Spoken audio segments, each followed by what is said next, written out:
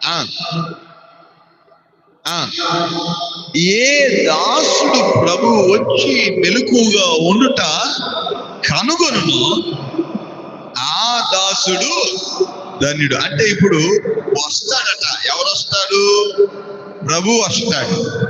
ప్రభు వచ్చి ఏం చేస్తాడు? తలుపు తడతాడట. తలుపు తట్టినప్పుడు ఎవడైతే మెలకుగా ఉంటాడో వాడే తలుపు తీస్తాడట. ఇప్పుడు నేను అంటాను, మెలకుగా లేనటువంటి వాడు తలుపు తీయడు కనుక, తన జీవితంలో తలుపులు మూయబడే ఉంటాయి కనుక దేవుని యొక్క వాక్యం చెబుతుంది, తీసినటువంటి వాడు ధన్యుడు. ఆమేన్. తలుపు తీసినటువంటి వాడు అంటే మెలకుగా ఉన్నవాడే తలుపు తీస్తాడు కదా. మెలకుగా ఉన్నవాడే తలుపు తీస్తే ఏం జరుగుతుంది అని అంటే, తలుపు తీసినటువంటి వానిలోనికి ఆయన వస్తాడు, వానితో కలిసి ఆయన జీవిస్తాడు. అందుకని ఆయన అంటాడు, ప్రభు వచ్చి తలుపు తట్టుచున్నప్పుడు ఏ దాసుడైతే మెలకుగా ఉండి తలుపు తీస్తాడో ఆ దాసుడు